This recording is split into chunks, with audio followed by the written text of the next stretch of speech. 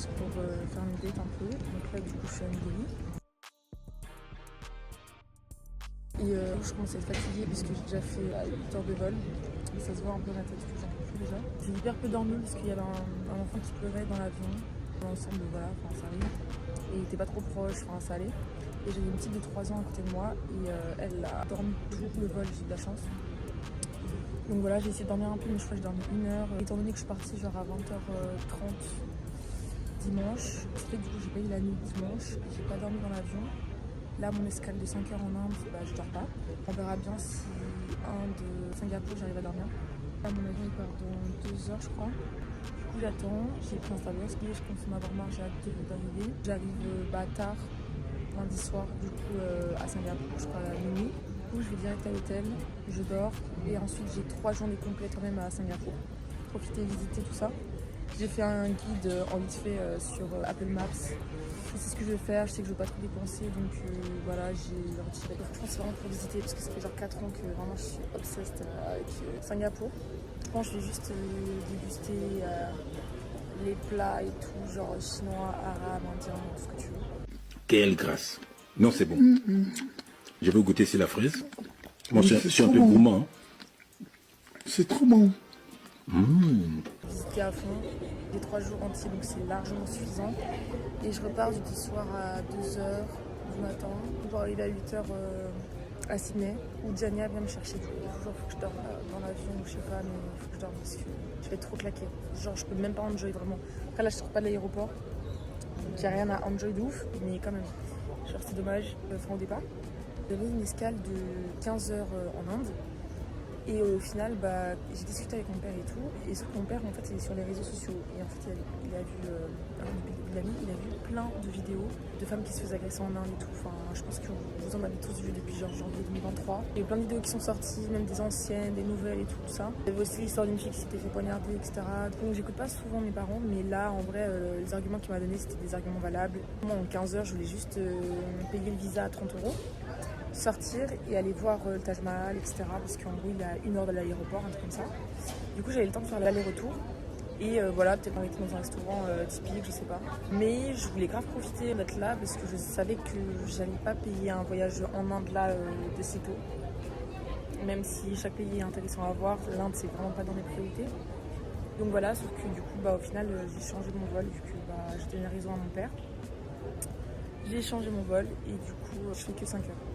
Donc voilà. J'ai aussi regardé dans l'avion le film King Richard, là sur la famille Williams, Venus et Serena, et leur père Richard. J'ai grave kiffé, franchement, comme d'hab. Déjà les films où il y a Will Smith et tout, c'est incroyable. Mais franchement, j'étais émue, j'étais dedans et tout, alors que je suis pas spécialement le sport, encore moins le tennis, j'ai jamais suivi le tennis. Mais vraiment, c'était génial, genre c'est exactement le genre de film qui me motive de ouf, genre dans la vie et tout. Après moi, il m'en faut peu pour mettre les larmes. Et après, j'ai vu Imperceptible qui est sur Netflix avec Madeline Peach. Franchement, je suis un peu déçue parce que j'en avais beaucoup entendu parler. Je pensais que vraiment le plot twist allait être fou, etc. Le plot twist, si je l'ai pas vu dans les 10 ou 15 minutes, franchement, c'était trop cramé. Il y avait trop d'éléments. En fait, il y a trop d'éléments. Ça aurait été mieux si ça avait été développé sur tout le film lentement. Tout a été trop précipité. Et même l'actrice, le fait qu'elle est censée être non-voyante, je trouve que c'était pas du tout réaliste, genre la manière dont elle était non-voyante. Puis même dans la chronologie, on sait pas où on se trouve, on sait pas combien de temps ça fait qu'il vient, on sait pas si ça fait des semaines, des mois. Enfin, on aurait dit en fait quelqu'un qui fermait les yeux dans la vraie vie, quoi.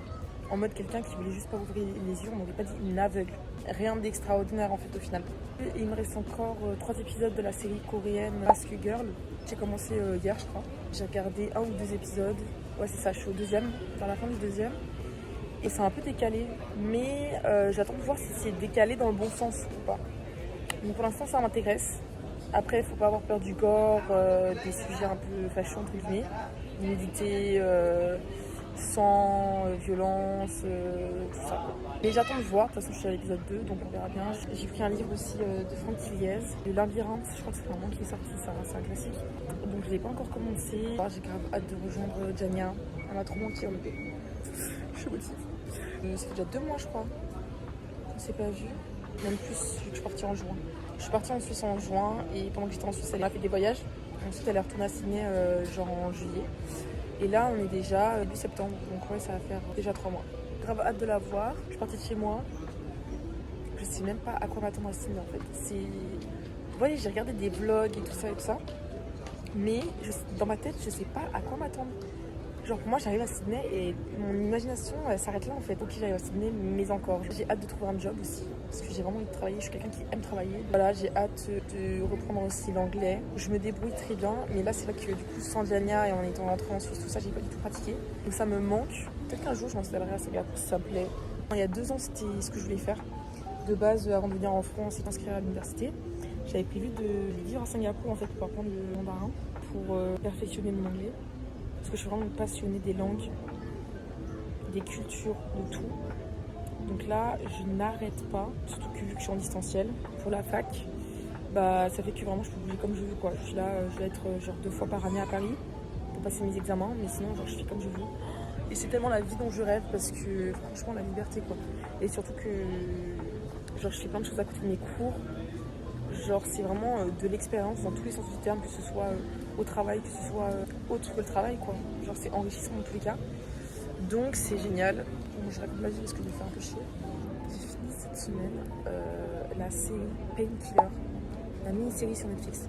Ça parle de comment l'Oxycontin a été introduit par une entreprise pharmaceutique aux États-Unis et comment en fait ça a dégénéré et c'était super intéressant. Mais quand je vous dis c'est du vrai cinéma informatif, mais du génie. J'ai aimé chaque partie. En plus j'avais plein de choses à faire. Je devais faire ma valise, je devais ranger mon appart et tout avant de partir.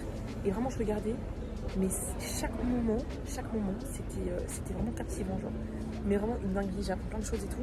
Et ça m'a même donné envie en fait de regarder plus de reportages sur ça parce que c'est hyper intéressant. Et en fait on sait tous qu'il y a un problème de drogue aux États-Unis, mais c'est vrai qu'on ne sait pas le pourquoi du comment. Même le port des armes, personnellement en tout cas, je n'ai pas les informations de comment ça a commencé ces problèmes-là, vous voyez. Je trouve ça intéressant de voir les gros problèmes de société d'aujourd'hui dans certains pays, de voir en fait comment ça a pu déraper à ce moment-là. Et c'est exactement ce qu'on a besoin d'apprendre pour éviter de refaire ces erreurs plus tard. On est la génération de demain et on va éduquer la génération d'après-demain.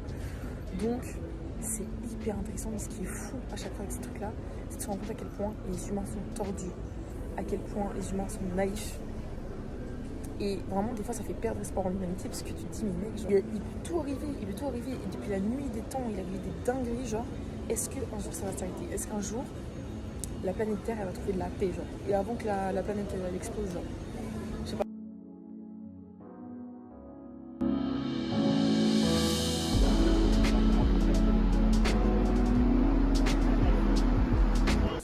Hello, on est le 5 septembre. Et du coup j'ai dormi toute la journée, très honnêtement. En 3 jours, j'avais genre 4 heures de sommeil, donc il fallait que je rattrape. On va un petit peu au cerf, mais bon ça va partir. Et puis franchement ma chambre elle est pas ouf, je vous le dis honnêtement. De base j'avais pris un Airbnb, mais pour économiser genre 30 euros, un truc comme ça, je suis un rat. J'ai pris une chambre d'hôtel, mais en fait je suis arrivée, elle est pas du tout comme prévu. Et vu que je manque de concentration ces derniers temps, je pense que j'ai même pas bien guetté c'était quoi l'hôtel. Donc le lit était bien, j'ai archi bien dormi.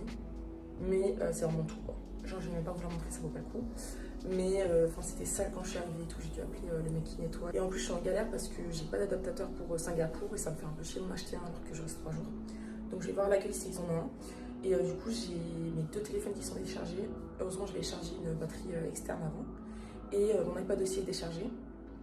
Donc voilà, et j'ai pas non plus de réseau pour Singapour. Du coup, j'ai téléchargé des plans utilisés sans internet. Après moi en général je regarde le chemin, je sais, je comprends comment ça fonctionne et ensuite je me débrouille. Donc je m'inquiète pas. Donc là je vais faire juste une petite sortie à Bungis Street. Et j'aimerais aller acheter des coques pour téléphone parce que du coup mes 2 téléphones ils ont une coque transparente. Et j'aimerais bien les pimper un peu quoi. Sauf que les 2 ils sont verts, du coup c'est pour les différencier tout ça. Et acheter un truc pour pouvoir tenir mon téléphone, une anse. Cette rue là apparemment elle est cool à visiter, tout ça, elle est pas trop loin de chez moi, genre à 15 minutes de mon hôtel. Du coup je vais faire ça et puis ensuite je vais trouver un endroit où manger parce que du coup j'ai pas mangé la journée. Et puis voilà, après je vais rentrer, franchement je vais chill. Ce sera surtout demain et après-demain où je vais vraiment visiter à fond.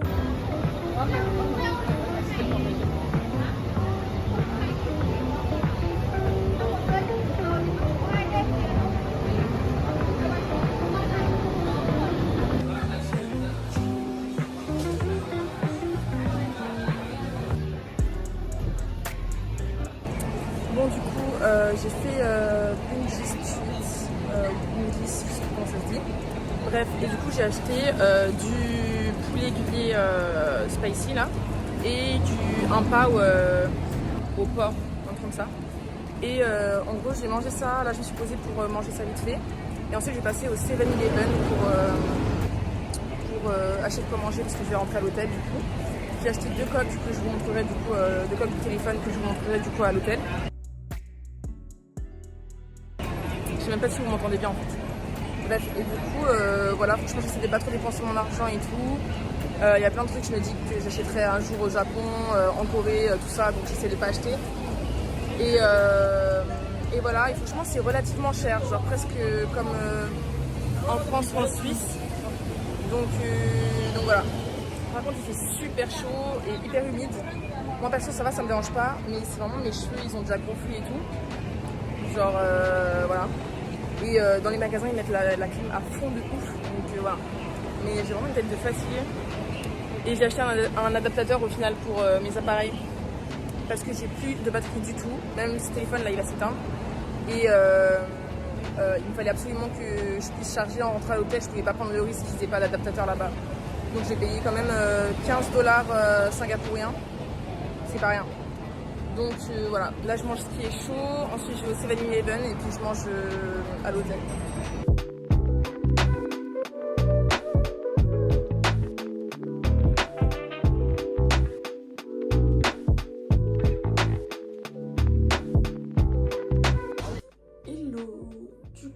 Aujourd'hui on est le jour 2 à Singapour. Je pars demain soir dans la nuit. Là il est déjà bientôt 13 h, j'ai grave dormi, franchement j'ai profité que demain à 11 h je dois rendre l'hôtel. Je pourrais pas dormir. Et je suis KO et comme je dis je suis toujours un peu malade et tout ça. Mais là aujourd'hui j'ai visité l'Art Science Museum de Singapour. Je vais voir les fleurs là, je sais jamais comment ça s'appelle. Mais les tours, bref, la signature de Singapour, vous voyez ce que je veux dire. Ça je vais aller le soir parce que c'est ce qui s'illumine tout ça. Et je vais m'arrêter en chemin dans un centre commercial pour faire un tour et manger. Du coup il est déjà bientôt 13 h, j'ai bu que du café pour l'instant, mais super bon celui-là. Genre vraiment j'ai trop kiffé. Tout c'est sucré et tout, il y a du lait dedans et tout, c'est trop. Là j'allais me préparer, j'ai pu faire charger tous mes appareils. J'avais acheté l'adaptateur, sauf que ce qui est grave chiant, je sais pas si c'est cette prise là en particulier ou quoi, mais vous voyez les vieux chargeurs qui fonctionnent pas quand ils sont pliés dans un certain sens. Je sais pas si vous voyez ce que je veux dire. Genre là, à chaque fois que je bouge le chargeur, en fait, ça ne charge plus mes appareils. Donc c'est super chiant. Genre mon tel, j'ai mis à charger toute la nuit, en fait, il y avait 20%. Et déjà mes cernes, elles ont commencé à partir.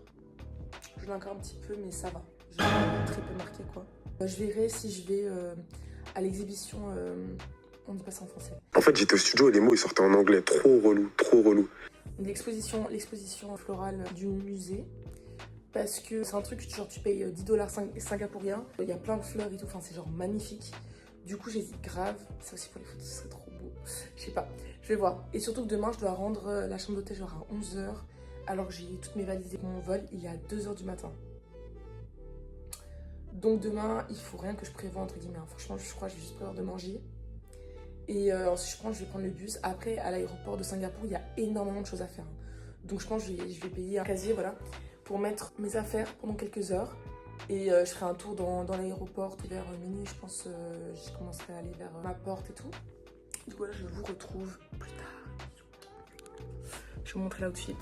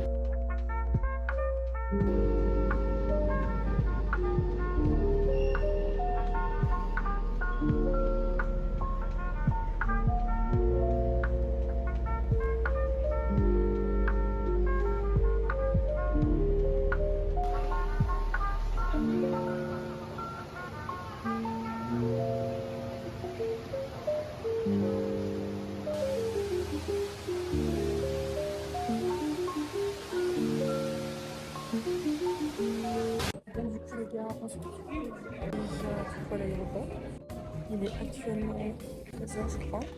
Et j'ai mon avion du coup à 2h de nuit. Voilà, mais je vais rendre l'hôtel à 11h ce matin. Et il y a plein de choses à faire en gros à l'aéroport de Singapour, l'aéroport Sydney. Du coup, je suis mis direct en fait. Et j'ai fini, j'ai dit à la fontaine déjà maintenant. Parce que je commence à avoir faim, il me reste à peu près $20 singapouriens de budget. Il me reste de l'argent mais je ne vais pas dépenser plus ici. Là je tuerai pour des brochettes de viande. Donc j'ai un peu maladie pour voir si je trouve. J'ai été au check-in, j'ai pu faire mon check-in, retirer mon ticket et donner ma valise. Ils ont accepté pour ma valise et tout alors que j'ai été posée 14 heures avant mon vol. Mais ils ont été grave cool et tout. Et j'avais 1 kilo de trop et le monsieur il a fait passer son badge employé. Et bref, trop chou, du coup on m'a pas fait payer. Et ensuite j'avais mon bagage cabine que j'ai été posé là où ils gardent tes affaires pendant que tu fais un tour et tout. Bref, du coup, pour poser mon bagage cabine là-bas, il me reste mon gros tote bag. Mais voilà, j'ai payé que 10 balles en plus. Et même eux, de base, c'était marqué jusqu'à 10 kilos, c'est $10. Ensuite, c'est 15-20$. Et même que mon truc qui faisait 15 kilos, pareil, ils m'ont fait payer que $10, comme s'ils pesaient moins de 10 kilos. Bref, trop chou. Du coup, là, je vais voir si j'arrive à trouver là où je vais manger. Puis, apparemment, il y a plein de choses à faire dans cet aéroport, justement. Donc, je vais un peu visiter tout ça. Je vais me balader tranquille, j'ai largement le temps. J'ai un livre avec moi aussi, donc ça a largement m'occuper aussi pour 3-4 heures, je pense. Ce qui est bien, c'est que dans Singapour, en fait, même si t'as pas de réseau, il y a du wifi partout, du wifi gratuit partout. J'ai super hâte d'arriver à Sydney parce que j'ai trop hâte de revoir Jania, elle m'a trop manqué. Genre, on est passé de se voir pendant 1 an, 1 à 3 fois par semaine, à plus du tout là pendant 2 mois. Donc, j'ai grave hâte d'aller la voir et de rencontrer sa mère aussi, elle a l'air incroyable.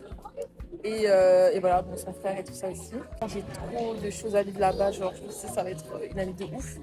Et il y a toutes les activités à faire, mais bon, je reste plusieurs mois, il n'y a rien de pressant. Donc voilà, j'ai dit que je voulais faire du snorkeling. Il y a plein de choses que j'aimerais faire, visiter Sydney, j'aimerais bien aller à Melbourne pour aller voir mes potes, parce qu'on a des potes en commun à Melbourne. Donc là, je suis plutôt contente de mon séjour, j'ai quand même réussi à me lever pour faire des trucs même si j'étais malade. Je sais que je reviendrai à Singapour, je sais exactement plus dans quel contexte, etc. Je sais pas quand, je sais que je vais revenir, je sais que je vais pouvoir profiter et je sais que je vais revenir avec un budget beaucoup plus grand.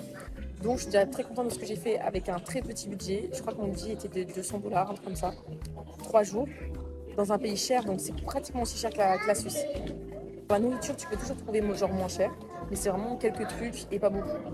Et si t'as faim quand même, genre, voilà, tu peux trouver $1,50, etc. Mais pour un vrai plat, c'est à partir de $15. Et ensuite $20, $30, $30 singapouriens. Bah, dans l'ensemble, $200 pour 3 jours, ça va. Je suis super contente d'avoir fait Singapour, c'est mon premier grand voyage seul. Genre aussi loin de chez moi avec autant d'heures d'avion, tout ça. Et franchement pas déçue. Là c'est un pays safe, les gens sont aimables, après les gens regardent quand même beaucoup. Quand tu es une minorité un peu partout où tu vas, de toute façon tu vas te faire dévisager. Donc voilà, et d'autant plus quand tu es une femme. Donc voilà, c'est juste tu le remarques, mais en vrai t'arrives à un moment où tu la plus quoi.